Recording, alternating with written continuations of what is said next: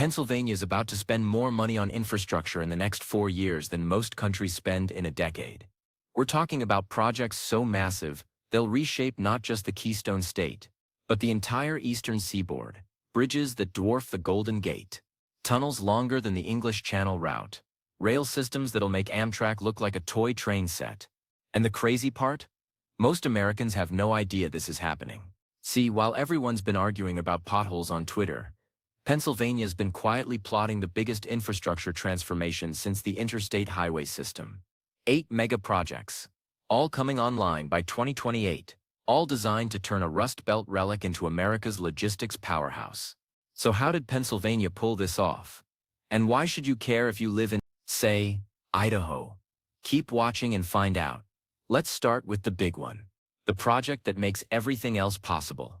Project 1. The Philadelphia Port Expansion. As you're watching this, the Port of Philadelphia is getting absolutely demolished. Not by enemies. By construction crews. They're tearing apart 1,200 acres of waterfront to rebuild it from scratch. Cost: $2.1 billion. That's with a B. Now you might be thinking, who cares about some port in Philly? Here's why you should. Every year, about $130 billion in cargo moves through Philadelphia's port. That's more than the entire GDP of New Mexico. But here's the problem. Those ships keep getting bigger. The new container ships coming out of Asia are so massive, they make the Titanic look like a bathtub toy. We're talking vessels that can carry 24,000 20-foot containers. That's enough stuff to fill a freight train 44 miles long. And Philadelphia's current port can't handle them. The channels aren't deep enough. The cranes aren't tall enough. The whole system is choking. So Pennsylvania made a bet. They're dredging the Delaware River to 45 feet deep. For context, that's deeper than a 4-story building is tall. They're installing 14 superposed Panamax cranes, each one capable of reaching across ships wider than a football field is long. And they're building an automated container yard that'll move boxes faster than Amazon moves packages. The payoff. By 2028, Philadelphia becomes the deepest port on the East Coast. Deeper than New York. Deeper than Savannah. Which means every megaship coming from Asia that wants to hit the eastern U.S. will have a choice. Take the long route through the Panama Canal to L.A. or take the shorter route through the Suez Canal straight to Philly. Guess which one shipping companies prefer when fuel costs $600 per ton? But a massive port is useless if you can't move the cargo anywhere. Which brings us to Project 2. Project 2. The Keystone Corridor High-Speed Rail Pennsylvania just committed $4.7 billion to something that sounds impossible in America. Actual high-speed rail. Not the high-speed Amtrak currently runs at 65 miles per hour while apologizing for delays. Real trains. The kind that hit 186 miles per hour and actually mean it. The Keystone Corridor runs from Harrisburg to Philadelphia, about 104 miles. Right now, Amtrak takes 2 hours to make that trip. That's slower than you could drive it while obeying every speed limit and stopping for coffee twice. The new system? 38 minutes. That's faster than most people's commute within Philly. Here's where it gets interesting. This isn't just about moving people, though moving people is nice. This is about creating a mega region. See, if you can live in Harrisburg where houses cost $200,000 and work in Philadelphia where the same job pays $40,000 more per year, suddenly the math changes. Suddenly 200,000 people who couldn't afford Philadelphia can access Philadelphia jobs. But the real genius is the cargo component. They're building this system to handle freight trains too. Specialized freight trains that can move containers from the port to distribution centers in Harrisburg, Allentown, and Reading in under an hour. Think about that. A container ship docks in Philly at noon.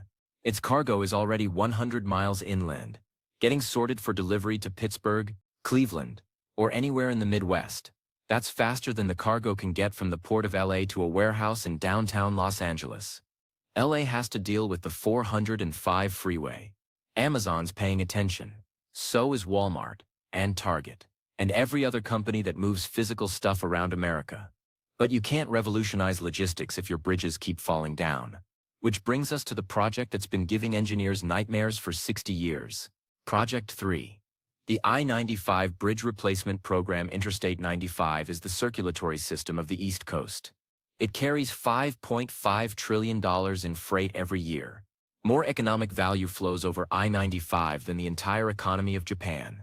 And in Pennsylvania, 15 of the bridges carrying this trillion-dollar highway are older than your grandparents. One of them collapsed last June. Just gave up. Fell down like a drunk uncle at Thanksgiving. Took 6 days to get traffic moving again. 6 days of trucks rerouting. 6 days of delays. The economic damage, $150 million. From one bridge. So Pennsylvania's rebuilding all of them. 15 bridges. All at once. Total cost is $1.8 billion. Which sounds insane until you realize doing nothing costs more. The centerpiece is the Girard Point Bridge replacement. 8 lanes wide. Designed to carry 180,000 vehicles per day. For comparison, the Golden Gate Bridge handles 112,000. They're building it with something called ultra-high performance concrete. Regular concrete lasts about 50 years if you're lucky. This new stuff, rated for 120 years. It's literally 3 times stronger. You could park a tank on it. Actually, you could park several tanks on it. The military's very interested in that, by the way. But the real innovation is how they're building it. That'd be economic suicide. Instead, they're using accelerated bridge construction. They build the entire bridge deck off to the side, like assembling Lego sets in your garage. Then one weekend, they slide it into place. The whole operation takes 60 hours. It's the engineering equivalent of a pit stop in Formula One. Except instead of changing tires, you're swapping a bridge. Speaking of things underground, let's talk about Project 4. Project 4. Underneath the city runs a subway system that most people forget exists. 2 lines, 26 stations. It's cute. It's also completely inadequate for a city trying to become a tech hub. So they're tripling it. 4 new lines, 47 new stations, and 1 tunnel that's going to make engineers either famous or infamous. The North Shore Connector Extension is a 4.2-mile tunnel that runs under the Allegheny River, through some of the most complicated geology in North America. Pittsburgh sits on top of old coal mines, hundreds of them. Nobody knows exactly where they all are, because the mining companies from the 1800s weren't big on record keeping. So you're trying to bore a tunnel through rock that's got more holes than Swiss cheese. And some of those holes are filled with water that's been sitting there for 150 years. And also there's methane gas. And also the whole thing might collapse. Why bother? Because the North Shore is where the new Pittsburgh is being built. Google has offices there. Carnegie Mellon is expanding there. But if you can't get there without sitting in traffic for 45 minutes, nobody's gonna work there. The subway fixes that. Suddenly you can live in the suburbs and work in the North Shore without wanting to drive your car into the river. Suddenly those office buildings become worth building. The boring machine they're using for this is called Big Steel. Because Pittsburgh, it's 400 feet long and weighs 2,400 tons. That's heavier than the Statue of Liberty. It chews through rock at about 50 feet per day. At that rate, the tunnel will be finished by late 2027. Unless they hit an unmarked mine shaft, then all bets are off. But even the best subway is useless if the power grid can't handle it. Which brings us to the project nobody wants to talk about, but everybody needs. Project 5. The Keystone Energy Grid Modernization. Pennsylvania's electrical grid was designed when the most advanced technology in your house was a toaster. Now we've got electric cars, data centers, AI servers sucking down electricity like it's going out of style. The grid is having a nervous breakdown, so they're spending $3.2 billion to drag it into the 21st century, maybe even the 22nd. The centerpiece is a network of 47 new substations and 850 miles of high-voltage transmission lines. These aren't your grandpa's power lines. These are 765 kilovolt lines. For context, your house runs on 240 volts. These things carry 3,000 times more power. Why does this matter? Because Pennsylvania has a secret weapon. Wind. Not the kind that comes from politicians. Actual wind. The ridges of the Appalachian Mountains create wind corridors that are perfect for turbines. Pennsylvania could generate 25,000 megawatts from wind alone. That's enough to power 18 million homes. But the wind farms are in the mountains. The cities are in the valleys. You need transmission lines to connect them. Really big transmission lines. The kind that can move gigawatts of power without melting. That's what they're building. And here's the kicker. Once it's done, Pennsylvania becomes a net exporter of electricity. Right now, the state imports 15% of its power from other states. By 2028, they'll be selling power to New York, New Jersey, and Maryland. Nothing says economic power like literally controlling the power. But all these projects create a problem. Where do you put all the workers? Where do you house the engineers? The construction crews? The logistics specialists? You can't exactly ask 50,000 people to commute from Ohio. Project 6. The Susquehanna Valley Housing Development. This one's weird. Pennsylvania is building an entire city, from scratch, in the middle of the Susquehanna Valley. Not a suburb, not a housing development, a city, 85,000 homes, 200,000 residents when it's full, schools, hospitals, shopping centers, the whole deal. Total cost is $6.8 billion. It's the largest planned community built in America since the 1970s. Why? Because Pennsylvania did the math. All these mega projects need workers. Lots of workers. But Pennsylvania has a problem. Young people keep leaving. The state's population has been basically flat for 20 years, while places like Texas and Florida explode. So instead of hoping people show up, Pennsylvania's building a reason for them to stay. The Susquehanna Valley development isn't just houses, it's an economic zone. They're offering 10-year property tax breaks for anyone who works in advanced manufacturing, logistics, or infrastructure. And it's working. Companies are already buying land. Amazon's building a distribution center. Norfolk Southern is building a rail yard. Meta is building a data center. Because land is cheap, labor is available, and the infrastructure is brand new. This is how you reverse brain drain. You don't beg people to stay. You build something worth staying for. But here's where Pennsylvania shows its thinking 3 steps ahead. Project 7, the Appalachian Aerospace Corridor. This project sounds like science fiction.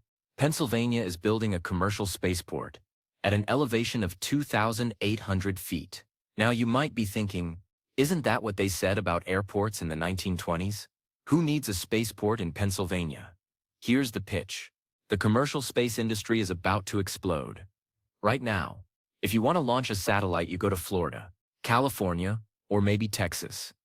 But those launch sites are getting crowded, and they're all on the coast, which means your launch windows are limited by weather, boat traffic, and the fact that falling rocket parts shouldn't land on cruise ships.